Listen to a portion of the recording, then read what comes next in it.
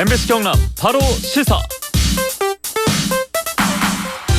여러분 안녕하십니까? 1월 5일 수요일 바로 시사 출발합니다. 저는 백율입니다. 이 플랫폼 기반 종사자 고용보험이 이달 1일부로 시작되면서 배달 대행 업체들이 배달 수수료 인상에 들어갔습니다. 배달 업계에서는 조만간 기존 배달료에서 500원, 1,000원 정도 요금이 올라갈 것으로 예상하고 있는데요. 하지만 일각에선 고용보험료를 핑계로 과도하게 배달료를 올리는 게 아니냐라는 불만의 목소리도 나오고 있습니다. 이런 불만의 배달 대행 업체들은 최저임금 또 고용보험료가 전부 올라서 배달요금을 인상하지 않을 수가 없다라고 하소연하고 있는데요. 하지만 정작 배달 노동자들은 배달 대행 업체들이 고용보험 부담을 내세워 더 많은 이익을 취하려고 기존 10%에 비해 더 많은 수수료를 떼가고 있다고 밝혔습니다. 때문에 배달 대행 업체들의 행태를 통제할 수 있는 제도가 필요하다는 지적도 나오고 있는데요. 더불어 배달 현장에서의 위험한 질주를 막을 수 있는 현실적인 요금 체계 마련도 시급하다는 목소리가 나오고 있습니다. 오늘 이 시간에 자세하게 짚어볼게요.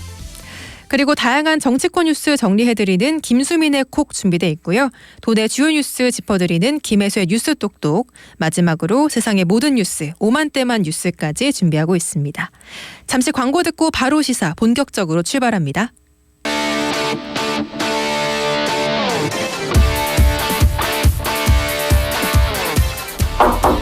김혜수의 뉴스 똑똑. 오늘 도내 뉴스를 정리해드립니다. 경남도민일보 김혜수 기자와 함께할게요. 안녕하세요. 네, 안녕하세요. 네, 오늘의 첫 소식은요. 네, 경남도의회 의장단 경선을 앞두고 이 동료 도의원에게 결혼 축의금으로 각각 100만 원을 건넸던 이 김하용 의장과 장규석 부의장이 이 무혐의 처분을 받았습니다. 경찰이 기소 의견으로 검찰에 사건을 넘긴 지 1년 한 달 만의 결정인데요. 두 사람은 2020년 6월 축의금 명목으로 동료 의원에게 돈을 건넸습니다. 마침 이때가 이 후반기 의장단 선거 후보 선출을 위한 당내 경선을 이 2주가량 앞둔 때였기 때문에 문제가 된 건데요. 경찰은 고발된 두 사람의 축의금이 대가성이 있는 뇌물에 해당한다고 판단을 해서 이 검찰에 송치했던 겁니다. 하지만 이 검찰은 증거가 불충분하다면서 혐의 없음 처분을 내렸는데요. 하지만 이 통상적인 수사 기간보다 장기간 수사가 이어진 점, 그리고 경찰과 검찰의 법률 해석이 엇갈리는 점 등을 봤을 때 앞으로 논란이 불가피해 보입니다. 네, 이 축의금 100만 원이 우리 사회 보통의 관습에 맞는 액수인지 판단하는 게 관건이었다고 하는데 경찰과 검찰의 해석이 엇갈린 만큼 논란은 불가피해 보입니다. 네, 그럼 다음 소식은요? 네, 지난해 하트세이버, 브레인세이버, 트라우마세이버 등 생명지킴이 359명이 탄생을 했습니다. 하트세이버란 심정지 환자의 생명을 지킨, 그리고 브레인세이버는 뇌졸중 환자의 신속 이동으로 이 후유증을 최소화해 생명을 구한, 그리고 트라우마세이버는 이 중증 외상 환자의 적정한 처리를 해서 생명을 살린 이 구급대원 및 일반인에게 수여하는 인증서인데요. 이들 세이버 제도들을 활발하게 운영해서 시행 12년 만에 적극적인 응급 조치로 회복한 도민의 숫자가 약 520명에 달했습니다. 특히 지난해는 심정지 환자 50명, 급성 뇌졸중 환자 30명, 중증 외상 환자 13명이 이 구급대원 등 소방관과 또 시민들의 도움으로 생존할 수 있었습니다. 네, 이런 인증제도를 도입한 이후에 응급 상황에서 소생하는 도민들 수가 매년 증가하고 있다고 합니다. 서로가 서로를 구하는 안전고리가 더 늘어나길 기대해 볼게요. 네, 세 번째 소식도 소개해 주시죠. 네, 경남 지역 청소년들이 정치, 사회, 교육 등 여러 분야에서 다양한 의견들을 쏟아냈습니다. 경남도교육청 교육연구정보원이 새해를 맞아서 경남 청소년이 2022 대한민국에 바란다라는 이 설문조사를 벌였는데요. 중학교 1학년부터 고등학교 3학년까지 청소년들이 자유롭게 다양한 의견들을 낼 수 있도록 했었습니다. 분석 결과를 살펴보니까요. 정치, 사회 영역에서는 여성, 아이, 노약자 누구든 이 차별받지 않고 살게 해달라. 그리고 여러 소수자가 존중받는 정치가 이뤄지면 좋겠다 등 이 대체로 사회적 약자를 보듬어야 한다는 의견들이 많았습니다. 또 문화예술 분야에서는 이 공연을 더 쉽게 접할 수 있도록 비용 지원이 필요하다는 의견도 있었고요. 교육 분야에서는 민주시민 교육이나 경제 교육을 확대해달라부터 이 고교 학점제나 문이과 통합 정책 등을 시행하기 전에 이 지방 교육의 실태를 먼저 파악해야 한다는 등 이 날카롭고 다양한 의견들이 나왔습니다. 네, 학생들이 새해 바라는 것들이 뭔지 어른들이 귀를 기울여서 잘 들어야겠고요. 필요한 대책들을 마련해줘야겠습니다. 네, 오늘 말씀 여기까지 듣겠습니다. 고맙습니다. 네, 고맙습니다. 네, 지금까지 경남도민일보 김혜수 기자였습니다.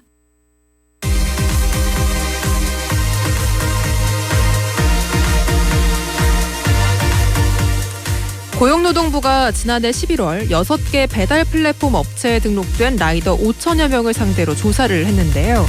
배달 사고를 경험한 비율은 응답자의 47%에 달했고요. 전체의 86%가 배달 재촉을 경험했다고 합니다. 이 경우 사고 사례는 절반 이상이었는데요. 여기다 배달 산재로 인한 사망사고도 2017년엔 2명, 2018년엔 7명, 2020년엔 17명으로 더 늘어나고 있는 추세입니다. 이처럼 녹록지 않은 배달 노동 상황에 노동자들은 안전 운행을 할 수 있는 현실적인 요금 체계가 마련돼야 한다고 요구하고 있는데요.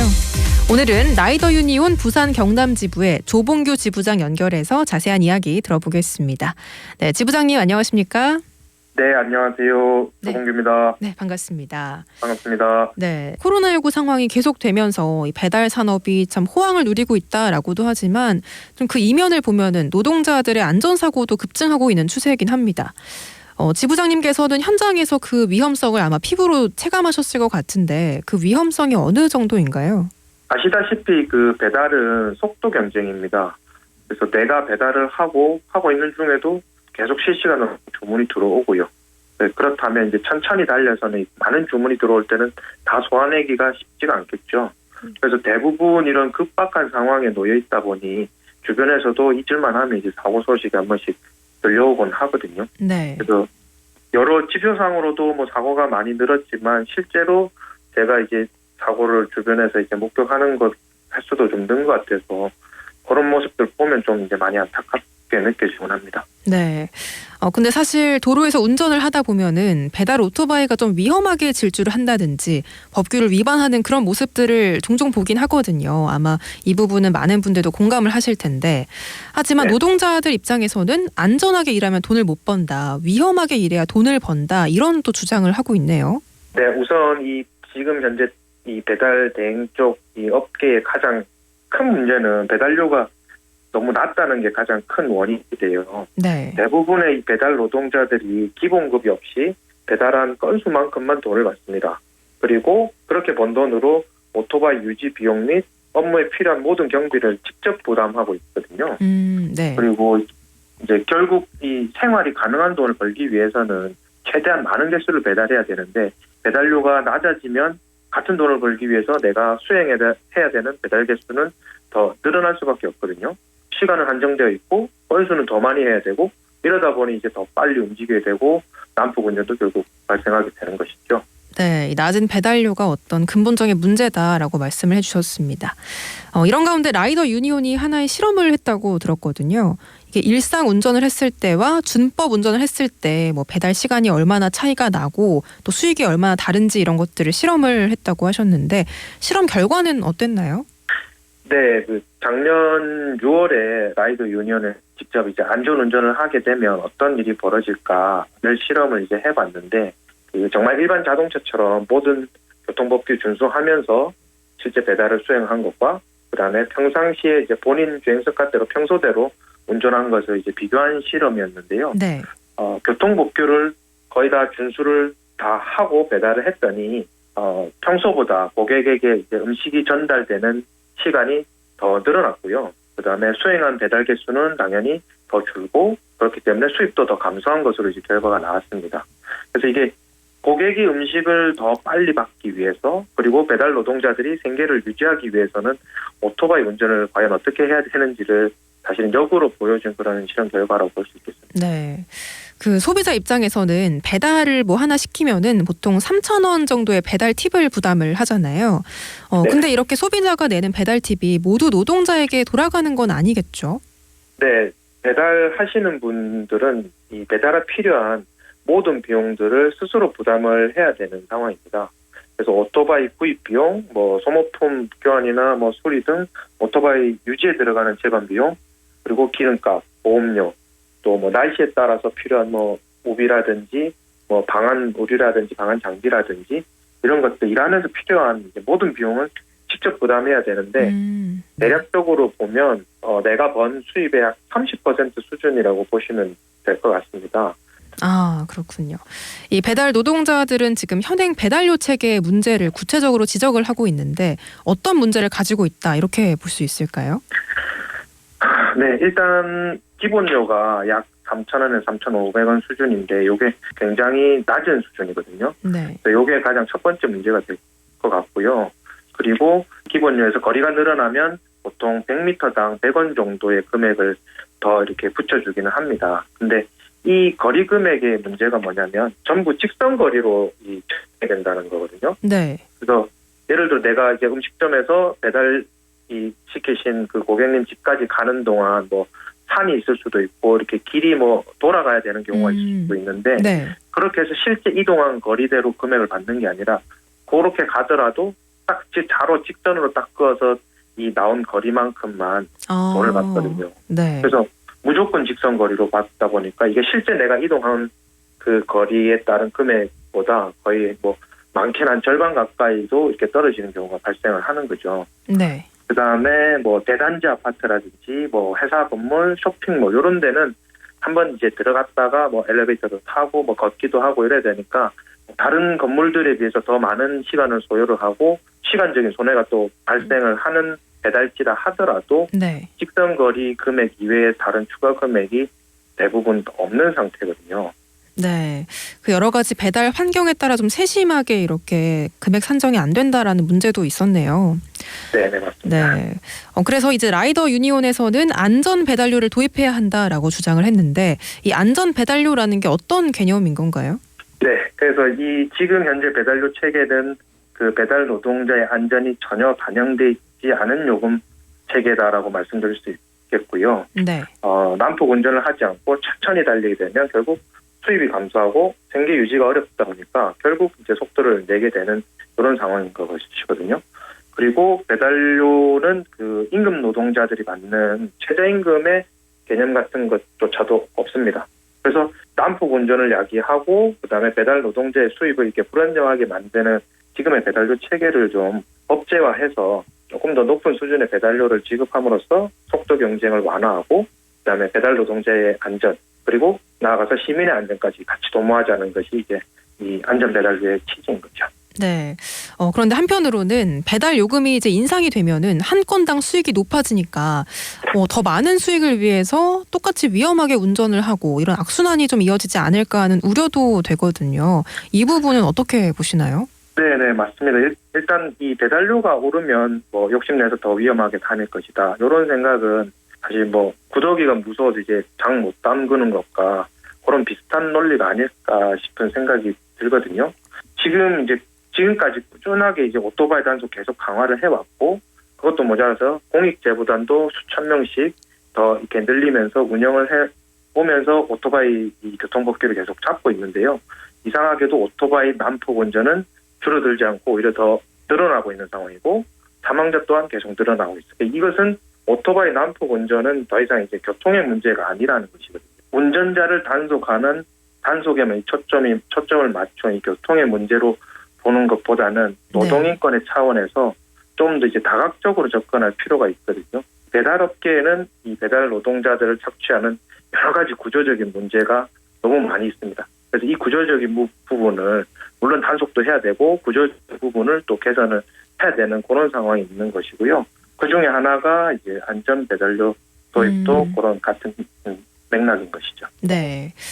그러면 자영업자 입장에서 한번 보겠습니다. 이 자영업자는 배달 대행업체에도 돈을 지불하고 있잖아요.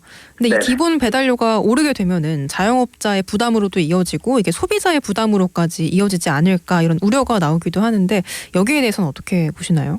네. 코로나로 인해서 배달이 늘었고 그래서 배달 음식점 하시는 분들 그리고 배달 노동자들이 돈을 되게 많이 벌었을 거라고 대부분 생각들을 하세요.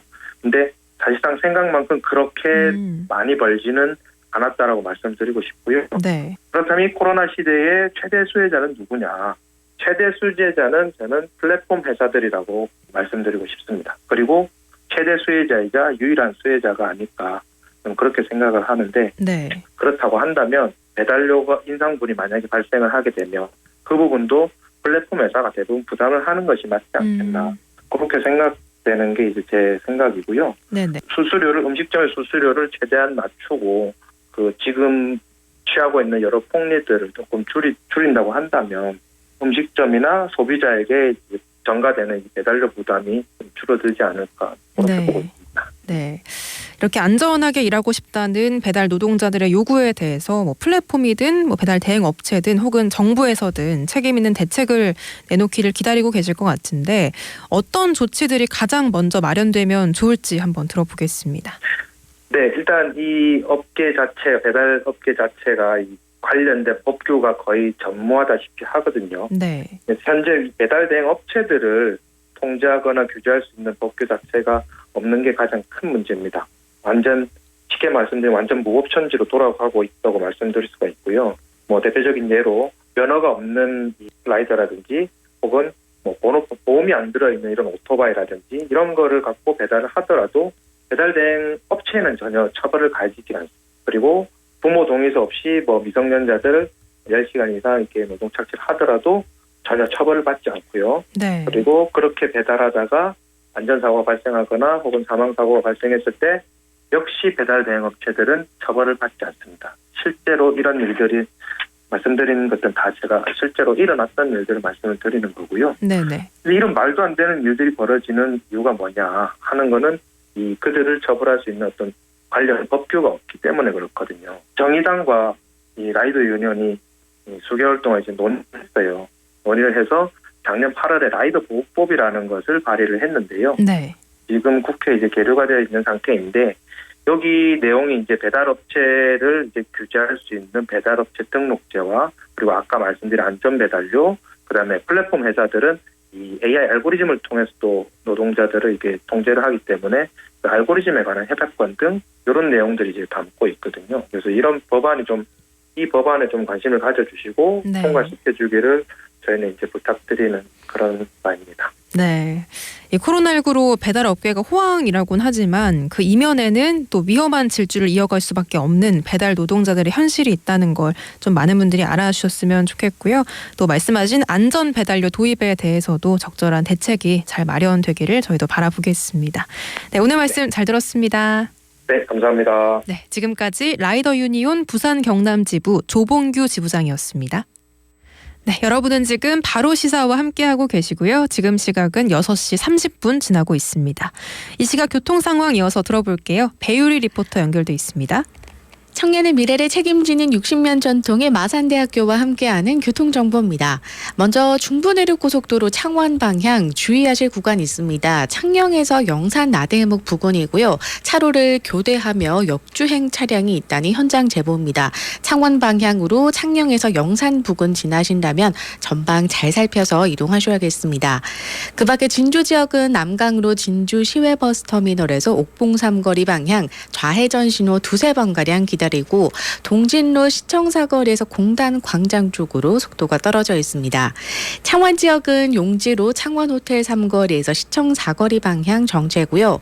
마지막으로 315대로 부림시장에서 6호 광장 방향 지체되고 있습니다. 지금까지 교통정보였습니다. 네, 저희는 잠시 광고 듣고 다시 돌아오겠습니다. 네, 바로 현장 시간입니다. 남선희 리포터와 함께 할게요. 어서 오세요. 안녕하세요. 어제 경남 지역의 각계각층이 모여서 사회 전반적인 불평등 타파를 외쳤습니다. 경남도청과 진주시청 앞 광장에 모여서 불평등을 갈아엎고 자주평등 사회 열어내자 이렇게 플랜카드를 들고 기자회견을 열었는데요. 현장으로 가보시죠. 불평등을 갈아엎자. 내가 가는 이유 이래갖고 대표자들은 글자 쓴 인증샷을 찍어 모으려고요. 내일부터 해서 경남 지역에 뭐 일단 진주 창원을 하게 됐고 매일 아침 캠페인을 하기로, 그리고 15일 날 다 서울 올라가는 걸로. 헌법은 국민이 주인이라고 하는데 국민이 주인인 적이 언제 있었던가. 그래서 오는 1월 15일 있을 전국 민중총궐기 선포 기자회견을 진행하겠습니다. 예, 불평등을 가라앉자 하면 가라앉자 세 번하고 투쟁해 주십시오. 불평등을 가라앉자. 네, 들어보니까 우리 사회 곳곳에 만연한 그런 차별의 간격을 줄여가자라는 그런 외침이네요. 네. 또 오는 15일에 서울에서 민중 총궐기가 열린다고 들었는데 그 전에 경남에서도 이런 같은 목소리가 나온 거네요. 그렇습니다. 경남진보연합을 비롯한 민중총궐기 경남준비위원회가 선포식을 열었고요. 들으신 것처럼 오늘부터 진주시청과 창원병원 사거리 등 곳곳에서 출근 선전전이 이어졌습니다. 우리나라는 경제적인 부를 보면 선진국 수준에 이제 들어갔잖아요. 네. 그러니까 경제적 규모가 좀 비슷해진 프랑스랑 비교해 보면 우리나라의 소득 불평등이 2배나 높습니다. 네. 그 기자회견문에서도 정부가 약속했던 최저임금 인상은 휴지 조각이 됐고 5인 미만 사업장은 근로기준법도 주 52시간 노동도 적용되지 않는 노예 노동지대로 남아있다. 이런 목소리부터요. 정부의 개방 농정으로 농민들은 더 힘들어졌다. 이런 비판의 목소리가 커졌습니다. 하원호 경남진보연합 대표입니다. 이제 2022년이 됐는데 대선이라든지 지방선거가 앞에 있지만은 결국은 후보들이 많은 공약을 하겠지만은 그런 데서 이 시대에 지금 많은 불평등들이 해소되냐면은 그러기는 힘들 것 같고 그런 의제들을 민중들이 가지고 우리 사회에 만연해가 있는 불평등들을 이제는 해소하는 길로 전부 다가 매진해야 되고 코로나 전국으로 굉장히 국민들이 어려우면서도 사상 최대치의 수출이라든지 부자들의 돈이 늘어나는 거 보면은 장난 아니에요. 아무리 서민들이나 중소상인들 어려운 걸 호소를 해도 그거는 호소고 임시 방편밖에 안 되고 근본적인 문제를 이제는 이야기할 때가 됐다. 그러자면은 많은 제도적이라든지 법이라든지 이런 걸 좀 손을 볼 거는. 네, 흔히 노동자들이 말하는 나라다운 나라라고 하면은 이 땀 흘려 일하는 노동자, 민중이 주인인 나라, 노동자와 민중의 삶을 책임지는 나라라고 하지만 네. 이런 불평등 상황들을 보게 되면 이런 게 사실 말뿐이다라는 게 좀 체감이 되네요. 맞습니다. 기회는 균등하고 과정은 공정하고 결과는 정의로울 거라는 기대는 물거품이 됐다. 이런 목소리도 나왔는데요. 살기 위해 나갔던 일터에서 죽음을 맞이해야 하는 열악한 노동 환경의 불평등, 또 정규직과 비정규직의 처우, 임대료와 이자 부담으로 영업 제한이라는 극한 조건에서 어려움을 겪고 있는 소상공인들의 그런 어려움에 비해서 힘있고 돈 가진 자들의 삶은 부동산 투기로 또 상장 기업의 배당금으로 수익을 올리고 이렇게 만들어진 자산과 소득의 불평등은 이제 기회의 불평등으로 이어지고 있다. 이런 점을 강조했습니다. 이제는 이런 불평등, 차별을 바로잡기 위해서 민중들의 행동이 필요한 시점이라는 목소리를 높였는데요. 도민들 이야기 들어보시죠. 저기 학교 비정규직 노동자 입장에서는 정규직과 비정규직 간의 임금 격차, 이게 일을 하면 할수록 임금 격차가 더 심하다 보니까 정말로 노동의 대가가 똑같이는 못 되더라도 공정임금제가 정규직 임금의 80%까지거든요. 그것까지라도 되었으면 저는 나라 간 한미 간의 불평등을 타파하는 것이 한국 사회 불평등의 근본이다 이렇게 보고 있습니다. 일상에서 제일 많이 겪는 거는 아르바이트 하느라고 이제 시간을 많이 할애해서 자기가 하고 싶은 일을 못 하는 친구들도 많고요. 좀 민중이 살만한 세상이 좀 만들어졌으면 좋겠고 다 함께 힘든 거를 같이 이겨내자는 따뜻한 분위기가 되었으면 좋겠습니다. 네, 오는 15일 서울에서 열리는 민중총궐기에 경남에서도 한 1000여 명 정도 참여할 것으로 보고 있습니다. 그리고 정부와 대선 후보들에게 신자유주의 농정 철폐, 중대재해 근본대책 관련법 개정, 비정규직 철폐, 자주평화통일 실현, 권력형 성폭력 가해자 즉각 퇴출 등을 요구할 계획입니다. 네, 우리 사회의 이런 다양한 불평등을 해소할 수 있는 그런 해법들을 다 같이 고민을 해봐야겠습니다. 오늘 말씀 잘 들었습니다. 고맙습니다. 고맙습니다. 네, 남선희 리포터와 함께했습니다.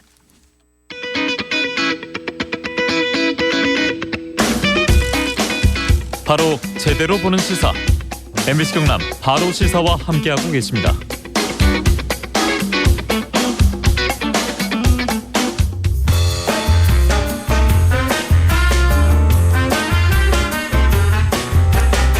김종인 국민의힘 총괄선대위원장이 잦은 사퇴 의사를 밝혔습니다. 김 위원장은 뜻이 안 맞으면 헤어지는 것이라며 사퇴 의사를 밝힌 건데요.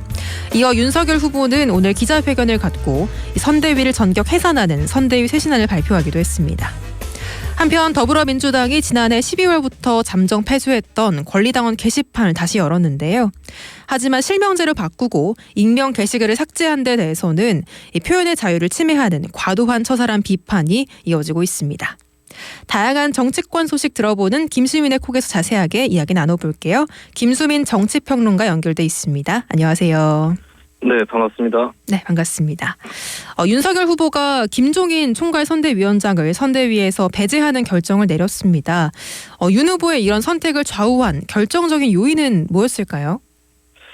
네, 일단 윤석열 후보가 총괄위원장단 사퇴를 원했다는 거는 알려진 것이고요. 근데 김종인 위원장이 선대위 전면 재편 선언을 하면서도 본인은 버티는 모습을 보였는데 이것을 윤석열 후보 측이 쿠데타 이렇게 받아들였다는 것으로 알려져 있습니다.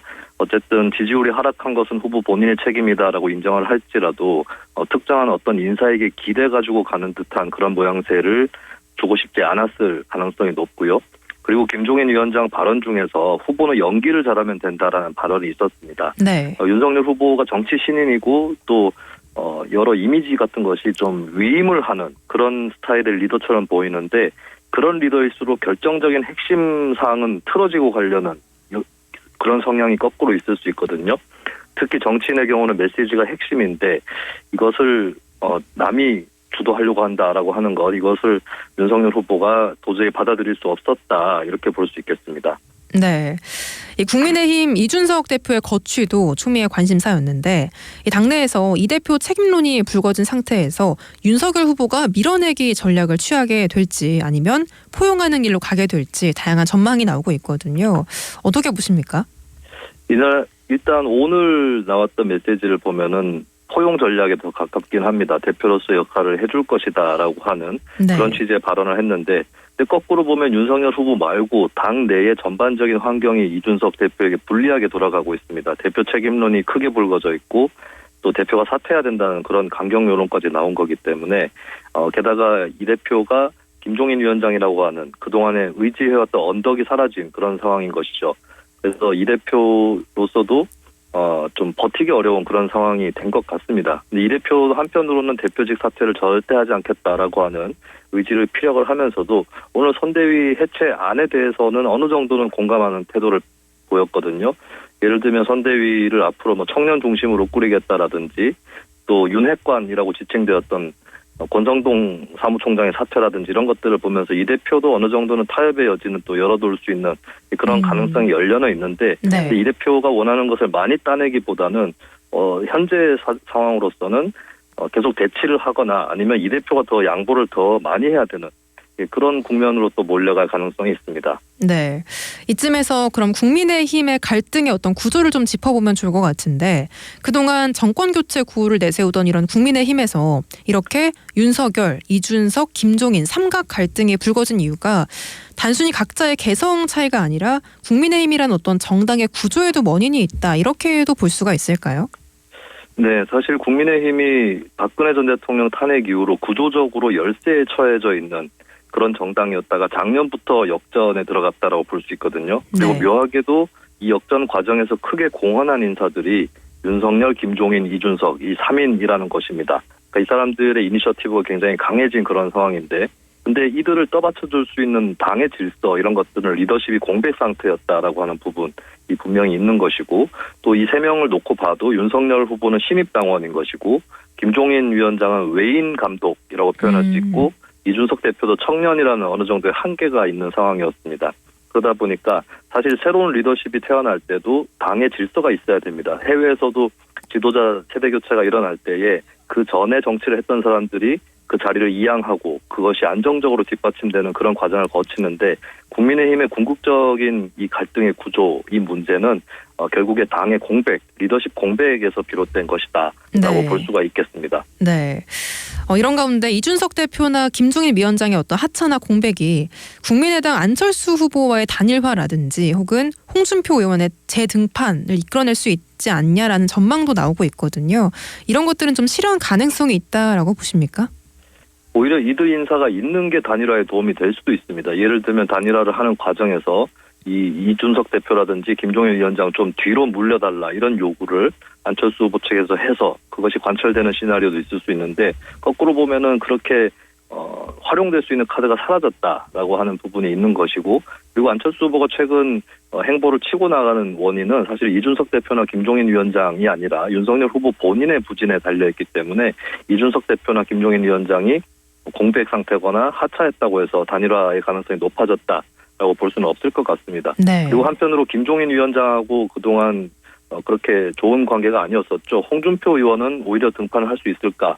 이것도 관심으로 떠오르고 있는데 근데 이제 홍준표 의원 같은 경우는 현재로서는 윤석열 후보의 역량이라든지 리스크 여기에 대한 의구심을 떨치지 못하고 있는 그런 모습이고 또 당장에 윤석열 후보 본인의 힘으로 지지율을 좁히는 이런 모양새를 연출을 하지 않으면 홍준표 의원으로서도 가담하는 것이 부담이 될 수 있죠. 이낙연 전 대표도 민주당에서 이재명 후보 선대위에 본격 가담을 할 때도 이재명 후보가 어느 정도는 좀 본인 자력으로 이미지를 끌어올렸다라고 하는 그런 인상을 주고 나서 가담을 했던 그걸 참고해 보면 홍준표 의원의 등판 시점은 아직까지는 여러모로 도래하지 않았다라고 볼 수 있겠습니다. 네, 국민의힘에서도 지금 최근 후보 교체설이 나오고 있지만 민주당에서도 이런 흐름이 좀 나오고 있는 게 민주당이 잠정 패소했던 게시판을 다시 실명제로 다시 열었더니 후보 교체를 요구하는 게시물이 1000건이 넘었다고 하더라고요. 네, 문재인 정부 초반부터 이재명 후보를 비토하는 민주당 내부의 계층이 형성이 돼 있고 또 최근에도 대장동 의혹이라든지 이런 것을 강하게 제기하는 계층이기도 합니다.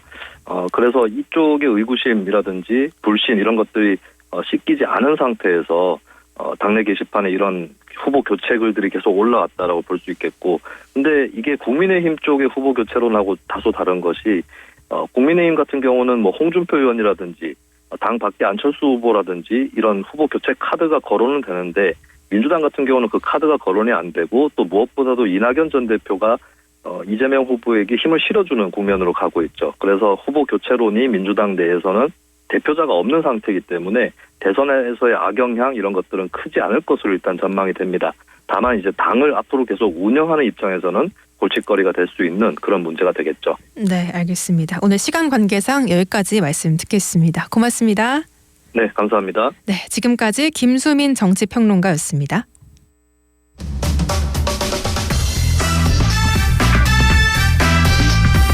오만때만 뉴스. 오만때만 뉴스 시간이죠. 뉴스캐스터 노명주 씨 만나볼게요. 어서 오세요. 네, 안녕하세요. 반갑습니다. 네, 오늘의 첫 번째 뉴스부터 알아볼까요?